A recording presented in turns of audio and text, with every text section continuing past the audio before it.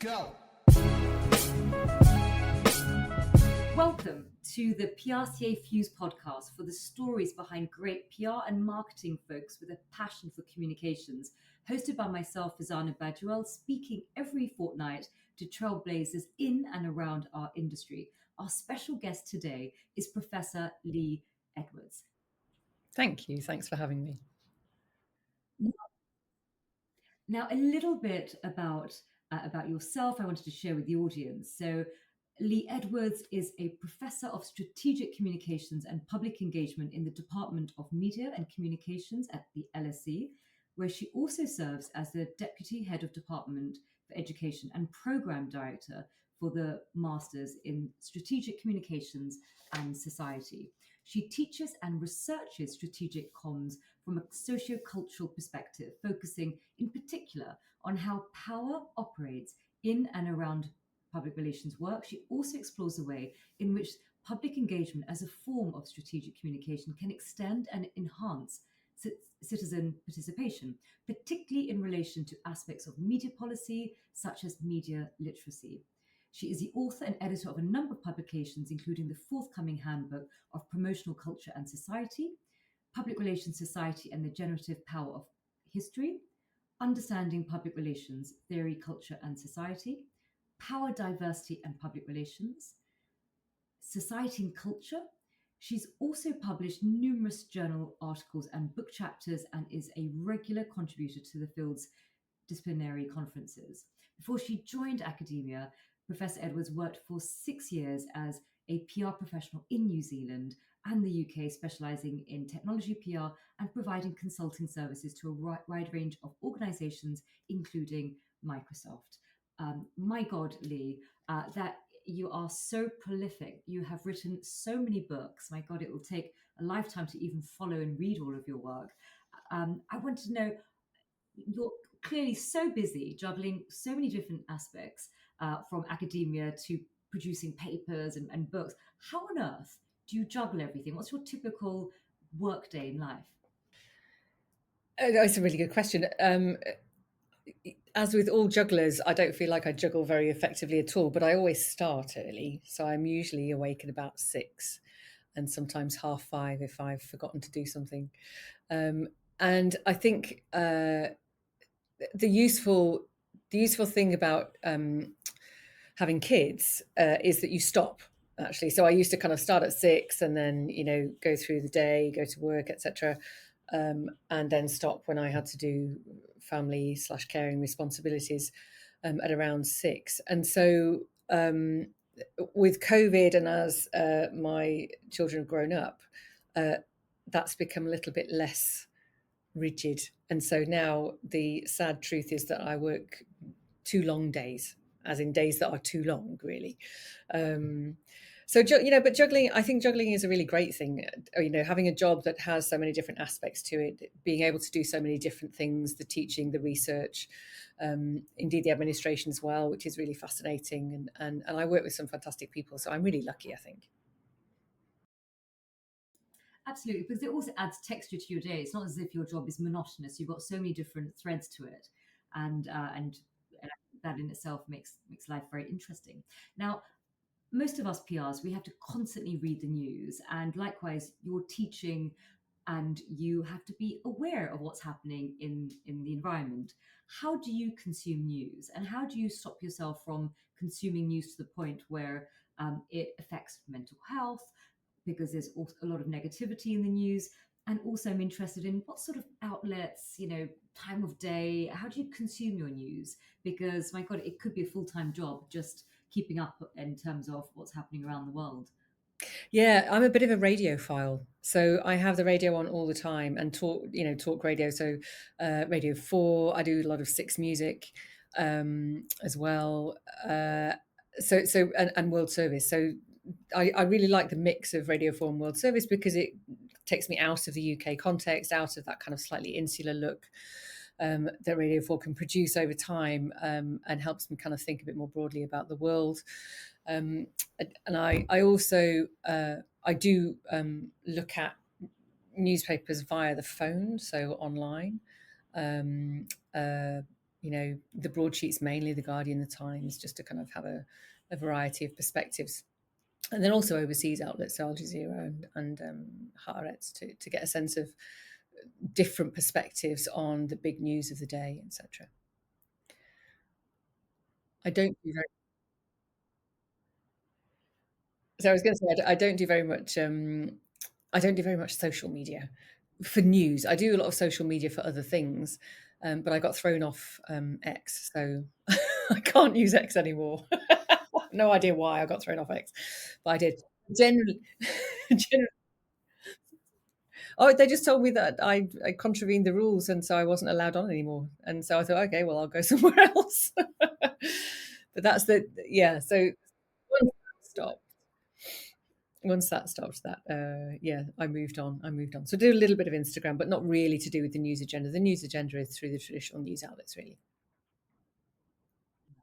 And I think that's really wise because actually, a lot of people advocate reading newspapers that are sort of, left of center and right of center to get that sort of full spectrum, but also actually looking at international outlets from other regions as well, like Al Jazeera and Haaretz, because I think that's also important for those people who really want to develop that global mindset and perspective. Now, when you look at your life in terms of your career, you've gone from being a practitioner in the public relations industry to academia. And I just want to know, when you sort of look back at your career, and we're going to dive into your sort of your initial background shortly, I want to know, what do you feel looking back at your career? What has been sort of driving you throughout? What's that sort of consistent thread, that mission? I don't know if I would frame it as a mission, but things that I've um, done seem to be connected through a love of communication or an affinity, let's say, of communication. So I studied languages at university and then went into public relations after that. And I think, I did languages not in order to study esoteric literature, but to be able to communicate in a different country in a different language with people. And of course, public relations is all about communication and connection. Um, and I always wanted to be an academic, and so going into academia, I was very much driven by kind of the research agenda around communication, around public relations at the time, because there wasn't much research really done about it, certainly not in the UK. And then I also found, as I kind of grew into the profession, that the communication in the classroom is just fantastic. So you have groups of students who are really driven, really astoundingly engaged with the world and smart, and the conversations you can have in those classrooms are life changing. So I think that's always helped, and I think that in terms of a mission, I guess, um it would be to make sure that the communication that I engage with has an impact, I guess, whether that's writing a journal article or doing this podcast or teaching students or indeed, living with the people around me. So you just mentioned that you were always drawn to the world of academia. Why did you decide to have that initial foray working in tech PR before you went on into academia? Why didn't you go sort of straight into academia?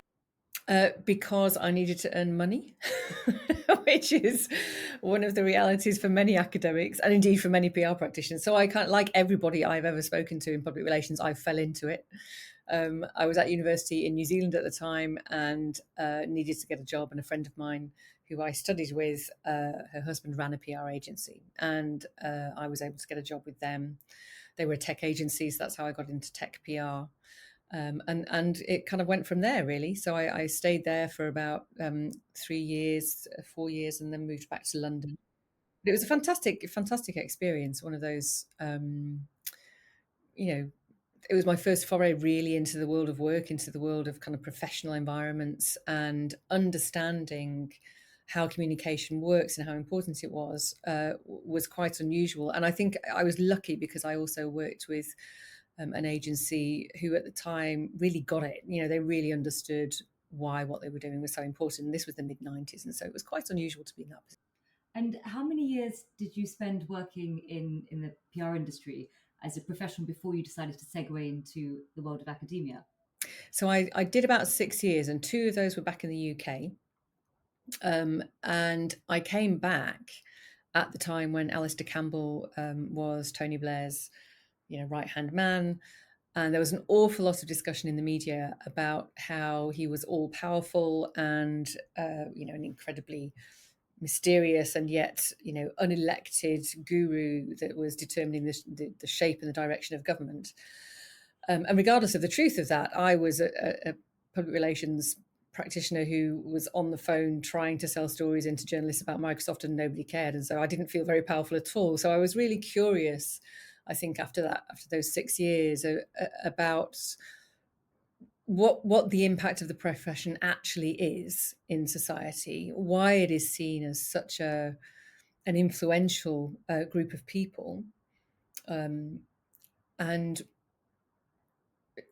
therefore what the disconnect might have been between Alistair Campbell and my job.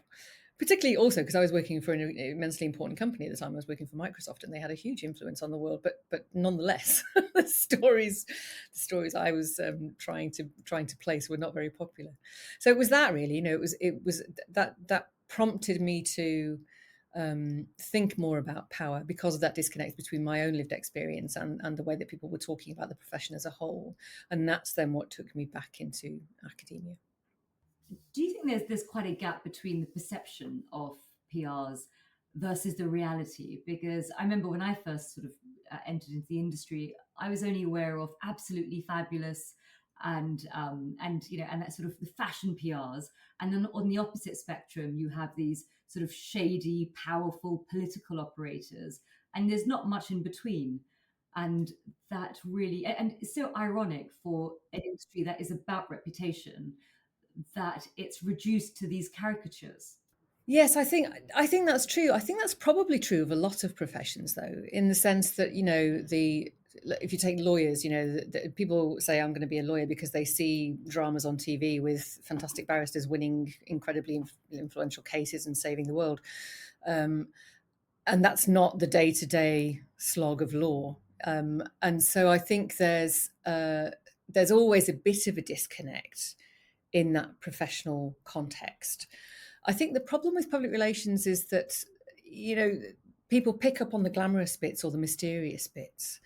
And one could argue that the day to day is exactly that. It's kind of day to day. And so it's not that interesting. And maybe people don't want to find out more about it. And, how to produce a media report and the fact of producing a media report is not necessarily a draw into the profession. I think what's more important, perhaps, for the presentation or the public understanding of the profession is to understand the impact that it has. So, not so much what is being done, but what the effect is of that work on the ways that we think about the world. And if that were clearer, I think then people would be more interested in the profession, not only just to work in it, but also, to discuss its role in society. So your initial interest was about power dynamics and how the PR industry shapes influence on behalf of their organizations. Did you ever pick up on the sort of the negative aspects of PR? Because I remember when I first entered into the industry, and I have quite a few journalist friends, and they would always talk about PR as the dark side.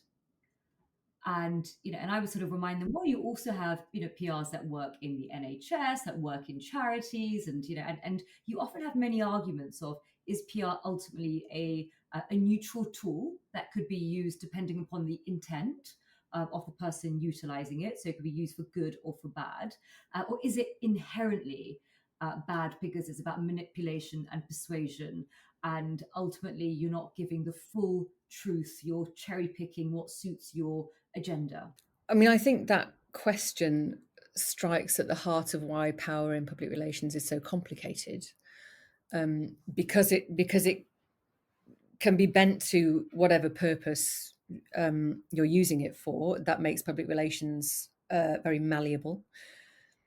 I'm not sure that I would say that it's neutral, because the challenge with saying something is neutral is that you then absolve yourself from all responsibility of the consequences of your job. And I think that's a dangerous world for PR practitioners to live in.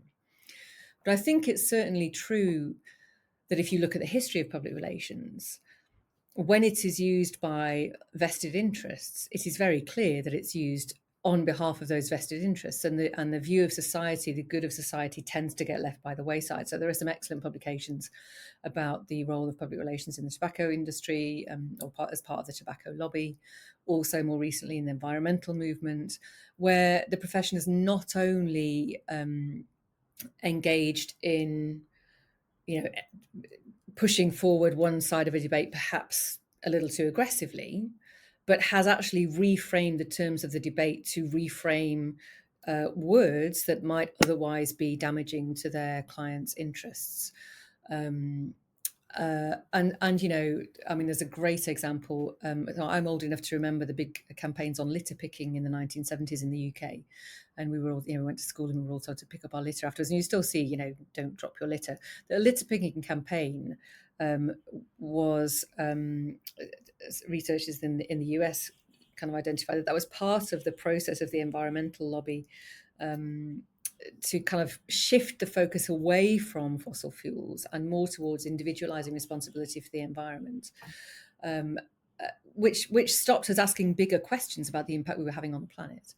So, those kinds of reorientations of attention are also tricky things, I think, for the profession to come to terms with. But I think it is important that we do that. I wrote an article a couple of years ago about relating to kind of the profession's response to misinformation and disinformation debates. And my point really in that piece was that, we have a heritage of producing misinformation and disinformation, and we have to accept that, acknowledge it, and then do something about it. You can't just simply say we can help solve the problem when you're part of the problem in the first place.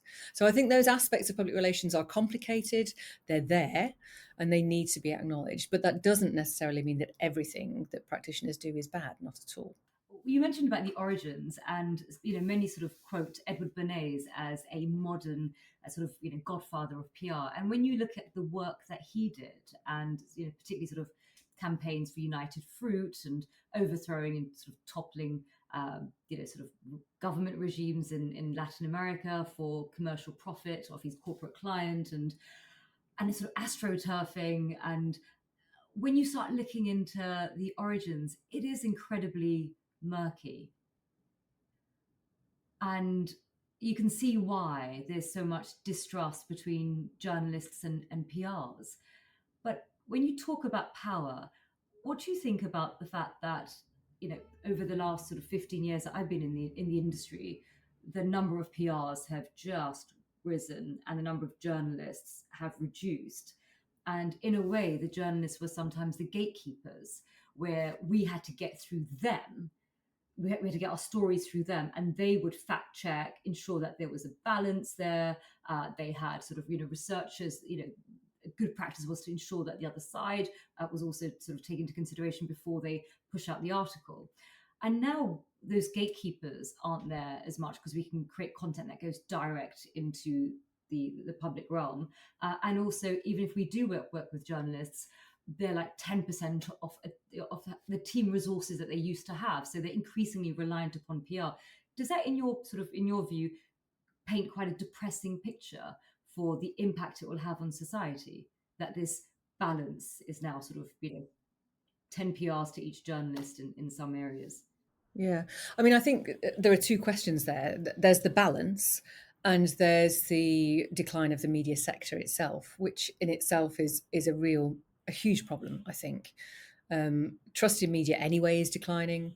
And that's part of the kind of the broader information ecology. But the fact that within media organisations themselves there is far less resource for journalists, and there are far fewer journalists as well, means that the scope for, as you say, this kind of scrutiny of information promoted by any kind of organisation, whether they're dominant or not, is simply not there at the same level. And one of the great truths of the world, I think, is that where you have unsupervised power, it will go wrong. And we've just seen that, what you see every year in relation to numerous scandals. So that then brings us to the balance and the fact that if we understand public relations as a powerful profession, if it remains unsupervised, things will go wrong. And one of the arguments that I also make fairly regularly in the things that I write is that the client is a huge imperative for PR practitioners. The client pays, the client decides what's to be done. And so client approval is part of the way that professional identity has emerged over time for the public relations profession, whether that's an internal client for an in-house practitioner or an external client for an agency practitioner. And the client, because they pay, tends to trump other interests, tends to trump ethical concerns about what might be sent out. And although agencies do try to take a stand, and individuals do try to take a stand, it is difficult. And so without that kind of external scrutiny for the profession, I think it's very difficult for practitioners to argue that their impact will be universally positive. I think there's much more risk associated with this kind of direct reach to the consumer. And I worry also that that's something that practitioners perhaps don't think enough about either.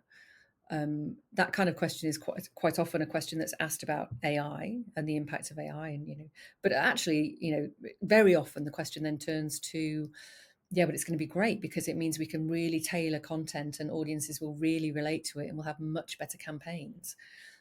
But should you have the power to speak so directly to audiences is a much more fundamental question that AI raises too, and that I don't think that's being asked. I wanted to ask you about confidence. The Again, when I joined the industry, we were very much the poor cousins of marketing and advertising. We had very little power because the outcome of a lot of our work was contingent upon the decision making of the journalist and in turn the editor, and then also the news cycle and who else was being pitched that day. So we had very little control over the outcome. Do you think PRs today understand the power that they have because they can create content that goes direct to the public? Or do you think they're still stuck in that same mentality of, oh, don't look at me. All we're doing is just passing information from one to another. And actually, we're not possibly powerful or influential because actually 10, 15 years ago, we weren't.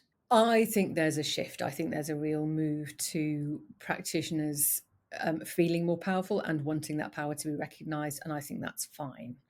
I do think it's an important profession. I do think that public relations practitioners do different things to marketers and to advertisers. They have, apart from anything else, while I've just talked about how unsupervised power can be bad, at the same time, precisely because public relations practitioners can speak directly to audiences, there is an opportunity to use that power for good. And there's no reason why one might not persuade a client to follow that kind of principle as well. The challenge is to get them to think more broadly than their immediate organisation, I think. But I think there's, again, if we come back to AI, one of the reasons why AI is really welcome, I think, among a lot of practitioners is because it does actually allow you to trace the impact of what your campaign might be doing. To a much more detailed and much greater extent than has been the case previously. Certainly when you're using social media, in fact, perhaps primarily when you're using social and digital media, because you have this capacity to track the data that we never had before.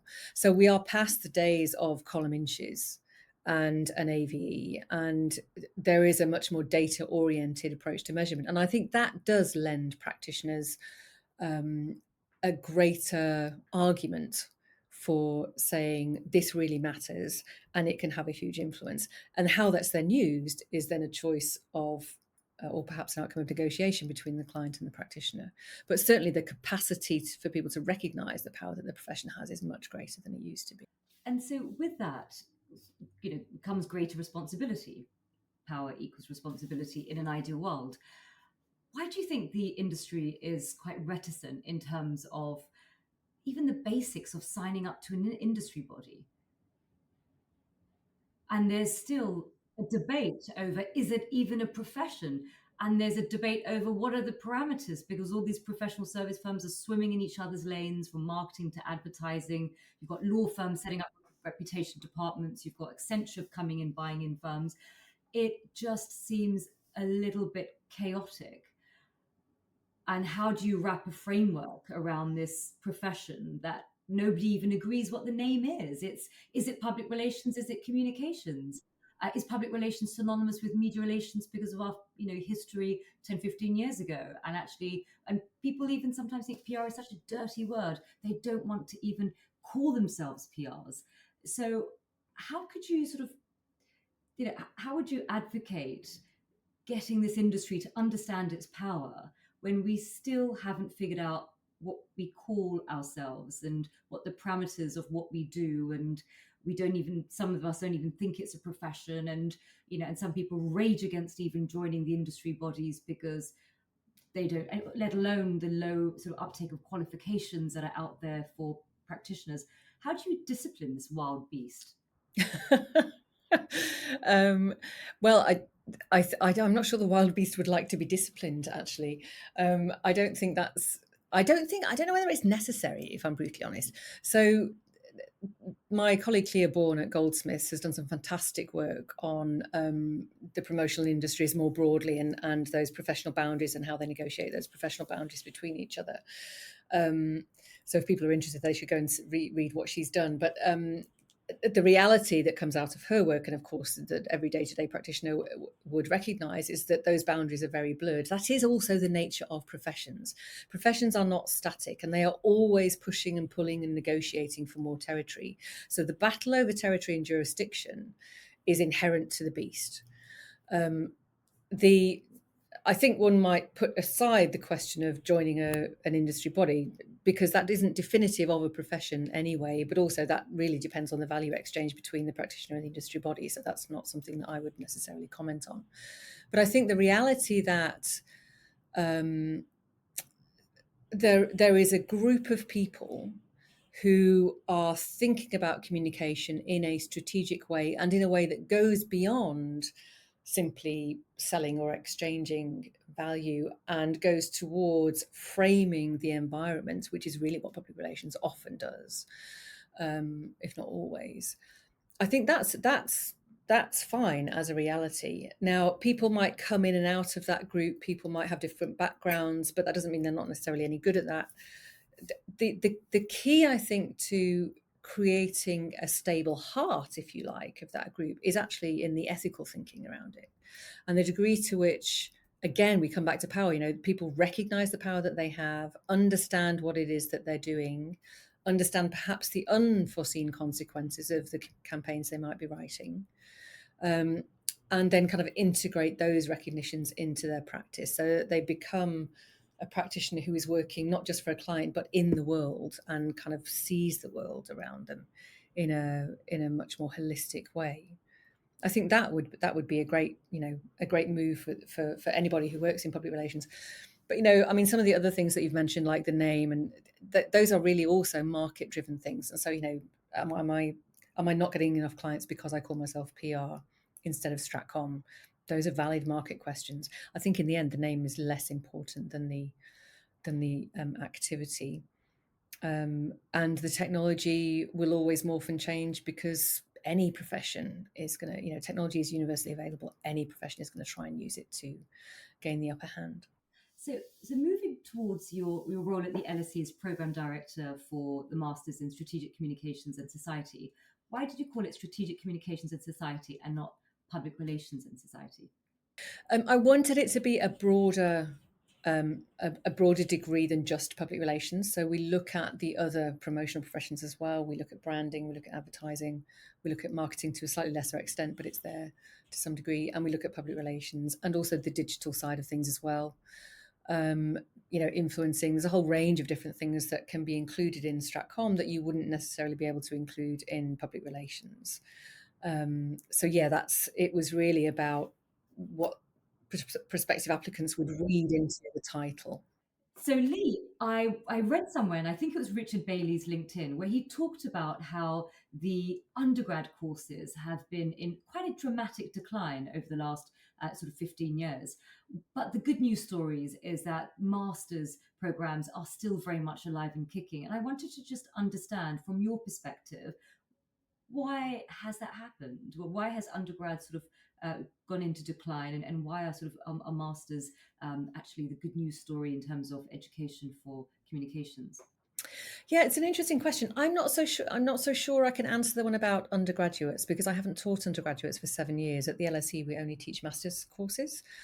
Um, so the people who are teaching those courses would perhaps be better equipped to respond. I think one of the things that I have noticed though is that the kinds of titles that are being used for undergraduate courses have also evolved. So you would rarely see, I think, an undergraduate course called a BA in Public Relations, whereas when they first started, it certainly was that. So perhaps it's something to do with the broadening of the profession, as we've just been talking about. I think at the master's level, what we see is that people come in with a recognition of the roles that they want and therefore a desire to specialize a bit more after perhaps a different kind of undergraduate degree or a more generic communications related undergraduate degree. So I think the fact that they're a little bit older, some of them have worked already, some of them are mid-career and are doing a change in career.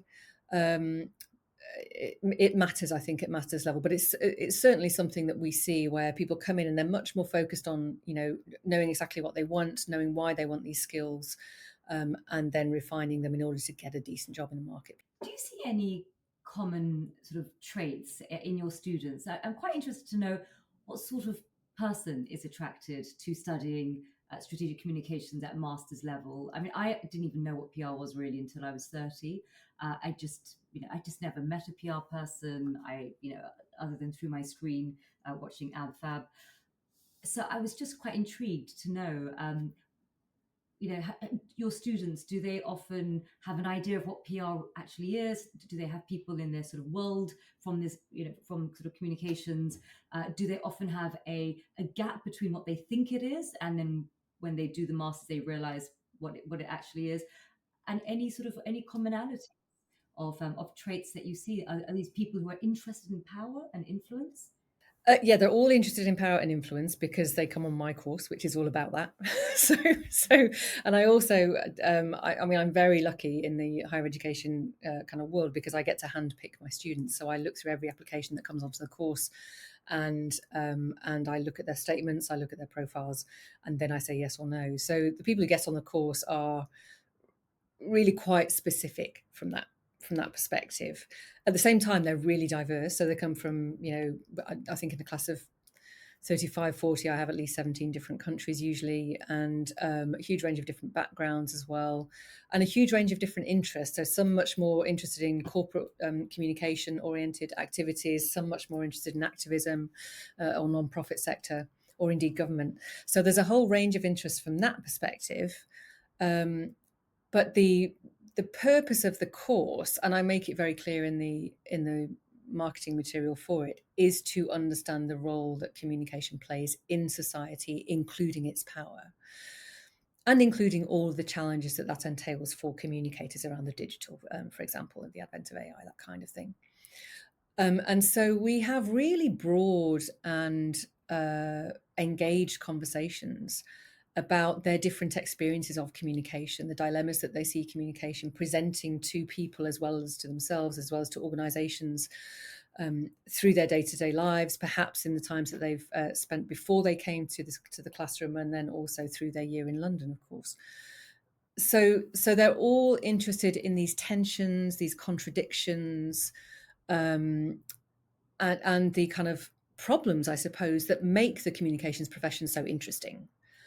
But what I want to do certainly with my students, and I think most masters teachers would say the same thing, is that we want them to leave that year with a much better critical understanding of the profession, by which I don't mean that it's a criticizing perspective of the profession. That's not what we mean.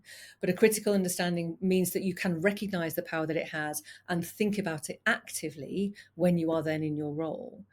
So that level of awareness of power, I think, is really important because once you see it, then you can make choices about how you use it. And PR is such a fast moving, dynamic industry. I mean, AI is just, one of the latest um, aspects that is sort of reshaping our industry. Do you find that you have to constantly evolve your course content to keep up with what's happening in the profession to be relevant? It's not so much about uh, staying relevant. It's more about asking the right questions. And so the course is driven by theory, and the theory doesn't change because we're very slow in academia. So the theory doesn't change as fast as the practice. And uh, and so, probably the theoretical kind of elements get updated every 2 or 3 years. The practice changes all the time, as you say. But the way that the course works is that you combine the theory with practice by using it to reflect on certain cases, and those cases can change every year. So yes, this year, for example, we'd be talking much more about AI. We'd be talking much more about kind of the broader kind of geopolitical context as well, because those are current and in the environment that communicators have to manage. Um, so yeah, it's not so much reworking the course, but it's reworking the thinking in the course in order to make sure that it stays relevant, not just to the profession but to the students as well. So, so, um, so Lee, what about people like myself who can't go back to university and do a master's, but they want to just develop a bit more sort of academic rigor around the work that they do in practice?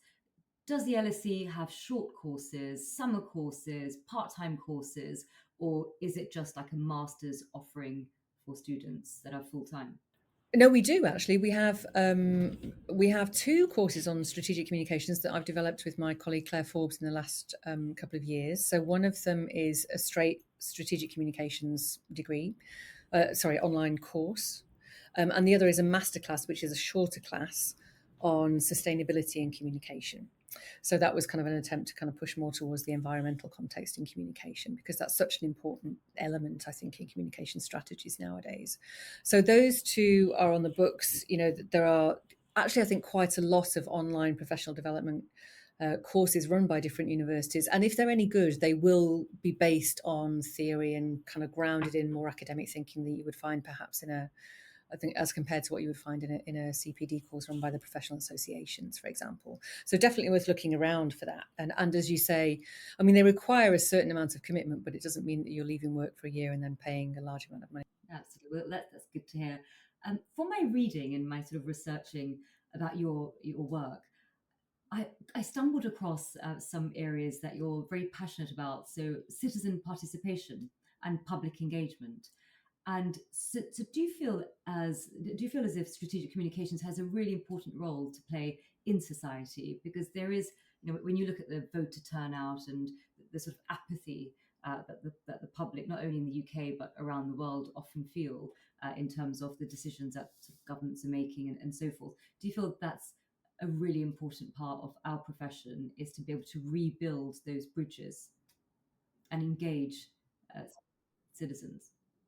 Yeah, I mean, I think one of the reasons why I kind of got into that space really is because a lot of the strategies for engaging audiences that organisations use are very similar to the strategies that governments use to engage citizens. And it seems to me that it makes sense to cross fertilise those forms of knowledge and use them to try and build a more coherent, more cohesive society. The the profession, we talked a little bit earlier about misinformation. I think the profession has a huge role, not so much in saying what is and isn't misinformation or disinformation, but in terms of reinforcing the importance of the quality of the information that one looks at. So rather than simply sending out information to a social media feed, for example, because you know it's going to go viral or you hope it's going to go viral, thinking a bit more about how one might use that platform to tell people and explain to people why it's important to engage with information with care, is something, for example, that I think the professional could certainly do. Almost using its authority as communications experts to push forward on the power of communication in society. One of the things also that is crucial, in terms of engaging citizens with any kind of participatory exercise is the promotion of the value of participation itself. So there's the engagement with information, but there's also the fact that it is worth engaging in society, that there is something about living with others that requires us to act as a collective and not simply as a constellation of individuals. And that's where participation comes in, and contribution to policy making, contribution to community life, contribution to local consultations run by your city, for example, all of those kinds of things. Again, the profession, I think, could really help promote the value of us being part of our social environment much more clearly. And so that's really where my interest in that area comes from. But the techniques and the strategies there, as I say, are really similar, and so it makes sense to kind of be across both of those worlds. I think what's really interesting is the discussion that we're having clearly shows that there is a lot of influence that PR practitioners have, and they can use it for something positive in rebuilding a fractured society. I mean, I remember when I was watching the news and horrified with the race riots in August, and it really dawned upon me that information and disinformation is has real world consequences, and it's not just in the digital world. It spills onto our streets and into our homes and into our workplaces, and it just felt as if our profession is increasingly consequential. And it's and one of the questions I wanted to ask you is, so many of us fall into PR, such as myself, not quite understanding the ramifications of what we do. How would you propose the people such as myself, who are in sort of, who are practitioners, who have fell into it, who haven't gone down the sort of undergrad or masters and been able to think about it from a theoretical perspective, and have just been sort of thrown into the deep end and trying to figure out, and you've got the pressures of sort of the commercial world of power dynamics with clients. How would you sort of advise practitioners such as myself in order to be able to connect with academia, but in a way that actually is, for somebody who works 5 days a week, really, sort of long hours, and wants that sort of snackable content to just try and figure out what the power dynamics are and the impact of what they have, and also, advice on how they can actually speak, truth to power, whether it's, whether they're in-house or agency. The reality is that there are power dynamics, and you can't always say to your client, I'm not going to publish that. And you know that if the client's then going to like just end the contract, that actually means that your friend that works next to you is going to get the axe in terms of her job. So how would you advise practitioners to really be able to understand the impact of their work in snackable sort of ways for them to digest the insight from the world of academia? So I think it kind of comes back to the world of academia, really, because we're not very good at snackable content. It's a real,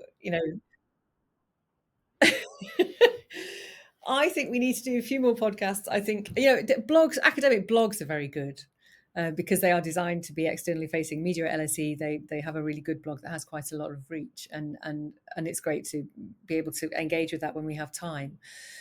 I think, and this is something that I say to students as well, I think sometimes if you pick up a blog, for example, by an academic, or a kind of a much more professionally oriented book than an academic book, written by an academic, the key thing is not to approach it as if you were an academic, but to pick out the key idea that means something to you. And so, for example, in the approaches that I take to understanding public relations and the Stratcom professions more broadly, I take the starting point that they are a socio-cultural. It's a socio-cultural orientation. In other words, they are professions that may work for an organisation, but their impact is on society and culture.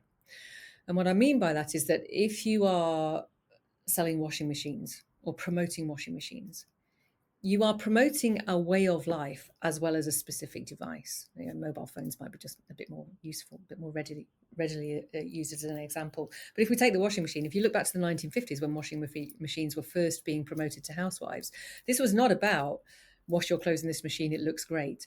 It was about, it will save you time, it will make you more popular with your husband, it means you can go and have coffee, it means your house will be sparkling. All of these things that were tied into the broader social and cultural values that were embedded in society. And we still do that. When we craft messages, we craft messages that resonate because they speak to or challenge the values that we have as a society. And this is where activist movements come from. This is where, change happens, really. So I think if a practitioner is thinking about, okay, I work for a pet food company, what does power mean to me?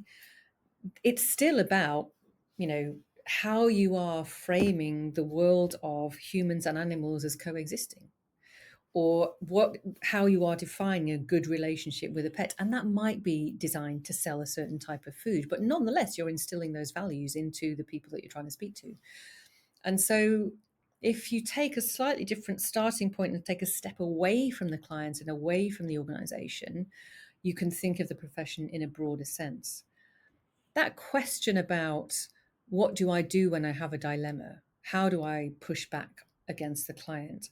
I think in the end is something that can only ever be decided by the practitioner in the moment based on their own personal and professional values. I always remember when I moved to the UK, um, and I just started in the UK, the London offices of the company that I was with, and there was a woman there who was absolutely fantastic, and she left after about 4 months. She was quite new to the profession, but she left after about 4 months because she was working on a tech client, and she just did not want to do that kind of promotion. She didn't believe in the kind of increasing profile of technology at the time, and she left and she went and worked for Age Concern, I think it was, or a charity. And so that was much more, so she did do the exit route, but that was because it was a very personal context for her that she couldn't live like that as a professional. And I think in the end, we have to take a step back and say, okay, what is bearable for me? And what do I have to change? And maybe one tries, maybe you can try and then see what happens if you try, because sometimes I think we anticipate a negative response when there isn't one. Or when there is an openness to conversations. I think the other thing that can happen there also very usefully is that often it's harder to do that if you're more junior in the profession. So reaching out to older professionals, to more experienced professionals who can mentor you in a particular situation, as in any place of work, that can be incredibly useful as well, and can give you a little bit of courage to make the step. But in the end, it's a personal decision, really, with so many factors playing into it. And also, I think it's up until recently, PR's never really had a sort of direct line to the C-suite. And to the CEO and the board. And increasingly, particularly after COVID, there's been a real need for CCOs, to join their CMO counterparts on the board. And having somebody senior in organizations with a comms background, I think because there's also an element, especially when you're working in-house, you have to educate your internal stakeholders into, into and get them to understand something that's quite complex in terms of power dynamics and context and risk and reputation and so forth. So I think the higher up the PRs go within an organization, then the more likely that the leadership will be able to make room for juniors to be able to voice their concerns. At least, because I think the other thing is, I work a lot with sort of C-suites, and I have noticed something that's really positive was there's an increasing appetite for somebody with an understanding of communications because of the reputational risk that now is becoming increasingly relevant in the valuation of companies. And that is I think a positive, and that will bring cover to junior PRs that find themselves in these very sort of compromised positions. I so I noticed you mentioned AI a few times in this conversation, and do you feel the do you feel the industry is ready for the ramifications of AI? Do you think that collectively there's a good amount of noise that's cutting through in terms of the opportunities as well as the threats, not only to our profession, but also to society? Do you think people are waking up? Well, do you know, it's really interesting because I was looking at, I did a small pilot study on the use of AI in public relations back in spring. And I'm just in the process of somewhat belatedly writing up the report of that. And so I've been doing some looking around to find out what the latest professional discussion is about. And actually, what's the interesting thing is that it's kind of petered out. So there was loads in 2023, a lot of discussion, a lot of kind of worry, um, a lot of people thinking, oh, I must use it now, and then trying it out and not really liking it, and so stopping again. But the general feel, apart from there's a recent one, a recent report by Stephen Waddington's Future Proof kind of project. So he's just recently released a summary of the kinds of tools that are out there and that are being used by the profession. And an awful lot are being used. Over, I think it's about 10,000 tools is in one of the databases that he drew on. But the reality is that I think, based on the study that I did, I think it will creep in and be absorbed because it's being built into suites of software already, like Copilot, etc., and Gemini. We won't notice it; it just becomes part of the day-to-day. The real change will come from those practitioners who are fascinated by it and really try and push the boundaries with it, and they will try and do new things and better things, and that's where the innovation will come. But there aren't that many of those practitioners, actually. Most people will just kind of use it as given. One of the things that has come through really clearly from the conversations that I had back in March and April is that there is very little guidance and there are almost no guardrails. And so I think while there's an awareness of AI, I worry that this kind of lack of discussion over the last 6 months indicates that people feel it's kind of gone off the boil a bit and the impact of AI doesn't seem quite as dramatic, so we don't need to worry about it so much. And but these issues around intellectual property, around hallucination, around responsibility for the production of comms, all of those are still massive questions that have to be addressed. And one of the things that came out of the research was a really interesting kind of thought around, we argue that communication is a human-centered activity. But if you look at what people say about how they use AI and generative AI, it is a hybrid activity now. It's not just humans. And so if you kind of take that as your starting point, then questions about the power of strategic communications change, questions about the responsibility for content change, questions about what the client should expect change. I think that conversation is perhaps still going on, where people are saying, how do we demonstrate value when AI can do it for us?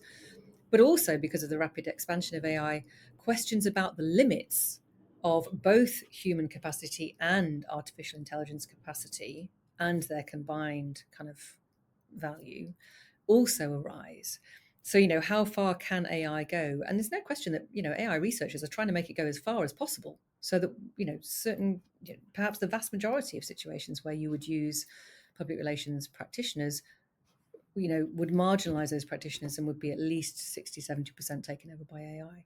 So I think it's still progressing pretty rapidly, but through the embeddedness of the software that, of course, the companies have very cleverly developed as their strategy to increase uptake. The danger is that I think, and one practitioner said this, in the interview, that we're kind of sleepwalking into that world, and it will be too late. So I think the professional associations really need to step up to the plate there. That's really interesting. I've also noted, just from some friends of mine that run agencies, they haven't been hiring interns as much as they used to, because some of the work that was traditionally given to them, research, sitting in at meetings, and taking sort of minutes, and you now have AI softwares like Otter that sort of just take all of it's transcribe and take minutes and it's absolutely astonishing. And and then you start to think, well, actually, what work will there be for the interns that want to initially come in if a lot of that aspect is sort of moving into these AI tools? So it definitely, I think, it's multiple ramifications. That I agree. I think there isn't a sort of a holistic mindset around how it's going to impact us, let alone society. I wanted to touch upon diversity. I noted that you have written a book, which I would love to order. Are your books available on Amazon? Probably. I've never looked actually, but I can send you a PDF copy. Okay, okay, I'll double check. And, so power, diversity, and public relations, and really talking about the intersection of power and diversity. Can you talk us through a little bit about your work in this intersection and just share some insights for us? So yeah, so that was a project that I started in 2010, or that kind of finished in 2010, actually 2009 to 2010, and it came out of the PhD because in the PhD I did a survey of practitioners, and I thought I'd done it wrong because it was a survey of kind of tastes and cultural kind of activities, and I saw it was a quantitative survey. I produced a graph at the end of it, and there were all of these blobs in the middle of the graph, and I was convinced that I'd done it wrong. And then I realized that actually it wasn't wrong. The reality was that the profession was incredibly homogenous in terms of the types of cultural norms that people had. And that made me think, okay, but not everybody can be the same. So what is it like if you're different from the norm in some way? And that took me into the study about diversity. And the arguments that I make in the book, and I've kind of stuck to really in the consequent or the subsequent work that I've done in the area of diversity, or that I've written about, is that diversity often is presented as a problem that needs to be solved by increasing numbers, or making more space for people who are different, or educating those people in a different way so that they understand what's required and they fit in better, so that they are more likely to get jobs. And none of that, I would argue, displaces power, because really genuine diversity, is about power sharing. It's about not just power sharing in terms of sharing out clients, etc., but it's about recognizing that people from all sorts of different backgrounds have the right to be in this space. That's what I mean by power sharing, really. And so my argument actually is that yes, lots of these initiatives are great, and since I did that work, a huge number of initiatives have now kind of emerged. We after I completed the project, we started a small networking group called Ignite with a number of different practitioners who had participated in the study. And then more recently, obviously, there's BMEPR Pros, there's the Black Comms Network, there's No Turning Back 2020. There's lots of other things that are going on, which is all fantastic. But I still think the profession needs to reflect on its own identity as a primarily white profession, and it needs to recognize that whiteness itself is a form of power. And until you start to really examine what it is about that, and I use whiteness in a kind of a broad sense, that intersectional privilege that enables you to stay in place while others struggle to share your space or that space, then you won't really address what needs to change. And I think this is one of the reasons why, despite the huge number of initiatives and very clear commitment from both professional associations to improve diversity, nothing changes. If you look at the stats, nothing changes. And I think that's really because we stop short, or the profession stops short at saying, hang on, this isn't about them, in inverted commas, it's actually about us. Let's just have a think about what kind of assumptions we have, what kind of principles we embed in practice, what we find uncomfortable about inviting different people in. And that's what needs to be dismantled, I think, before genuine inclusivity can really emerge. So that's the kind of the argument around diversity that I make. I find ethnic diversity really fascinating. I remember speaking to a friend about it, and they said, "Well, there aren't any complaints, that sort of British Asians are overrepresented as doctors or Uber drivers. Why is there an issue if they're not represented in the world of public relations?" And I've always been interested in why public relations in particular has an ethnic diversity issue, whereas other professions do not. And And so I wanted to just put that question to you because it was just something in my mind from a recent conversation that I had. What's unique about the public relations industry that that isn't necessarily prevalent in other professions like medical, tourism, and so not tourism, sorry, medical, accounting, and others. I think that's a really hard question to answer, actually. I think all professions have a problem.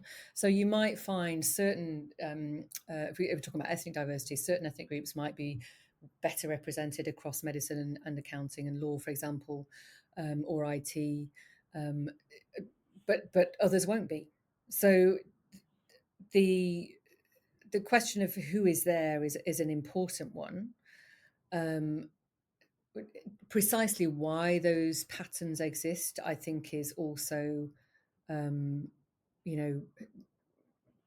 know, it's not easily answered. There are arguments that it's about community kind of ambition, or that it's about stereotypes, or that it's about norms in certain professions where you're okay but you're not okay because you belong here but you don't. And it goes beyond professions. You know, the other kinds of work also have these patterns. But I think if you look at the history of public relations in the UK, there's a lot of variety across different specialisms, for example. So financial PR, corporate PR, consumer PR, the level of diversity across all of those arenas will be slightly different. Government PR as well. In-house tends to be a bit more diverse than agency. I think certainly agency dynamics are complicated by the figure of the client. And I recently published on the recruitment profession and how it acts as a gatekeeper. And when you're working in an agency context, the recruiter is almost double thinking 2 steps ahead. So they're looking at a potential candidate. They think not only of whether they would fit in the agency, but whether they would fit the agency's client. And that can work around class and as well as ethnicity and gender, for example. But I think the history of the profession itself, though, in the UK, and Jackie Latang from Stirling University wrote a great book about this, was embedded in government and public sector, which at the time, at the beginning of the 20th century, was very white and very male. And so while the profession has become much more feminized, I think that legacy of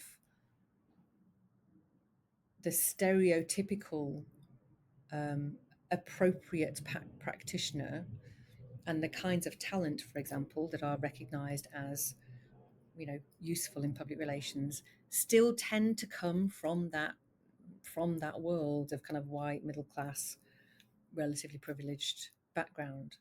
And I think that's it's amazing how those things stick, but they are really sticky. And I think practitioners themselves would say that's ridiculous. That I don't recognize any of that in my day to day. But if you ask people who are marginalized in the profession, they say that. And actually, to be honest, it's the people outside the space who see the space for what it is. And so I think it's really important to acknowledge. Yeah, I think it's really fascinating, not only from sort of an ethnic diversity perspective, but socioeconomic, the overrepresentation of privately educated practitioners versus state educated, and also the dominance of London over the regions. So there's so many intersections, which makes it particularly difficult. Now, thank you so much. This has been so fascinating, and I wanted to end on asking some quick fire questions, if I may. Now, this is going to be a huge accolade to whoever you're going to name because you're a professor of strategic communication. So as soon as you give this name, everyone's going to Google who is this person that you admire.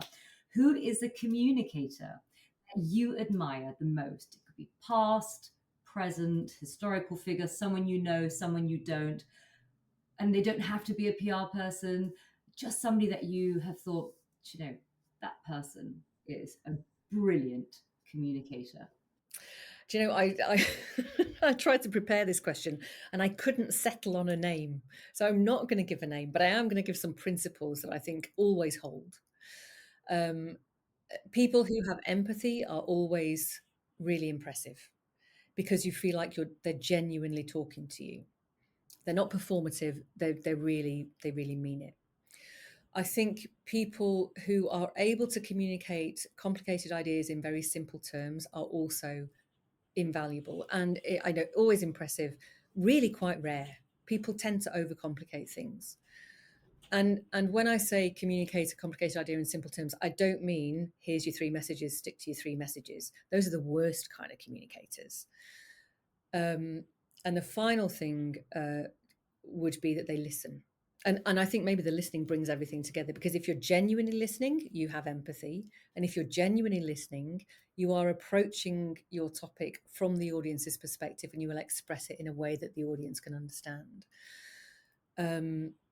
So I think those things are really key for good communicators. And sometimes you get some people who are really good at one thing and not so good at the others. It's quite rare you get things, all three things in the same mix.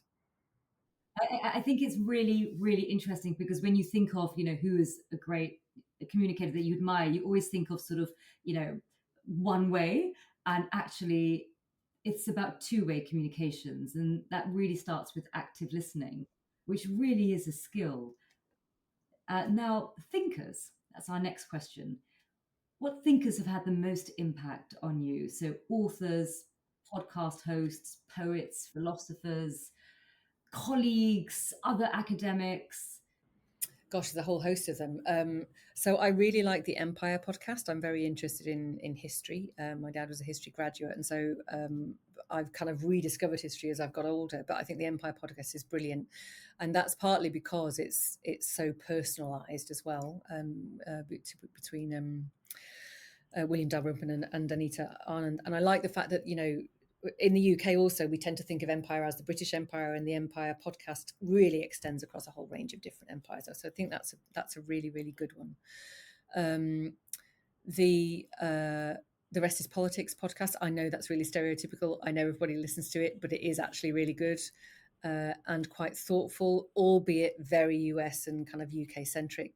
It would be nice if they broadened the agenda a little bit more, particularly given Rory Stewart is in there and he has a huge wealth of global knowledge. But I do think they're very good. Academics, so many, because the people I've worked with have been really brilliant. People that I wouldn't, I continue to admire when I read their stuff, and they're sitting right next to me in the department, or I go out and have a coffee with them when I'm in Leeds. I'm so lucky. I think people who I've particularly enjoyed,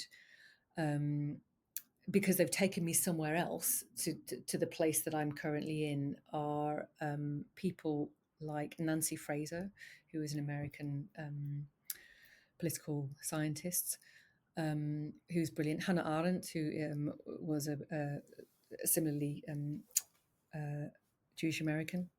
She wasn't Jewish American, actually. She escaped from the Holocaust and then resided in America. So she is and continues to be fantastic. Quite difficult to read, but fantastic. And incredibly relevant for the contemporary world still. The other person whose book I read that really changed the way I thought about the environment is Robin Wall Kimmerer's Braiding Sweetgrass, which is a superb book. She's a botanist, she's an American botanist, but also an Indigenous American. And she talks about her journey to become a botanist, and then kind of return the very Western oriented scientific approach back to her Indigenous American understandings of the world, and how she then integrates that and lives her life through that very integrated perspective. And it's a really transformational book. So that I would recommend to anyone, I think. I love that. That's my homework, Professor Lee. Now, one of the final questions, career advice. What career advice would you give to your younger self? Starting out, let's just say you're working in the tech PR world and you're just about to embark upon this illustrious career in academia. What would you have said to your younger self at that stage in your life? I would have said, don't sweat the small stuff. And I would have said, do what you're passionate about. I think I'm incredibly lucky because I do what I'm passionate about, and I love my job. And not everybody gets that in life. But, you know, pursuing something that you are passionate about is a gift. So if you get the chance, definitely do that, because it will make you happy. Whether or not you're earning thousands of pounds, it doesn't really matter if it's giving you some kind of joy, something that makes your fingers tingle. I love that. I love it. Now, if listeners want to learn more about you, you've talked about a lot of reports that you've done in the past, blogs, articles. How can they learn more about you? Is there a blog on the LSE website, or your personal website, or your LinkedIn?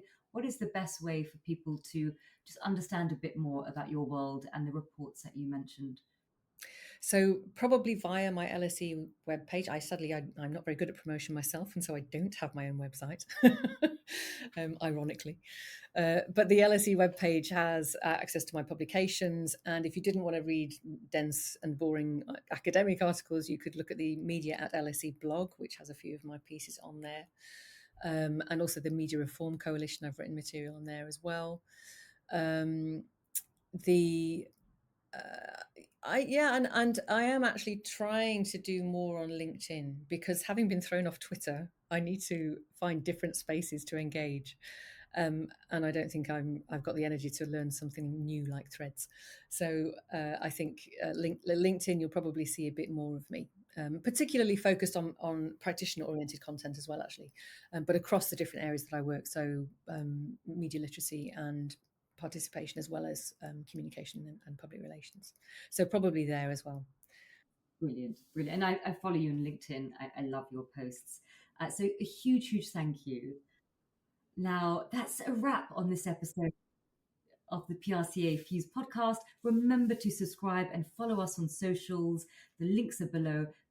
Do join us next time as we continue to explore the dynamic world of global communications.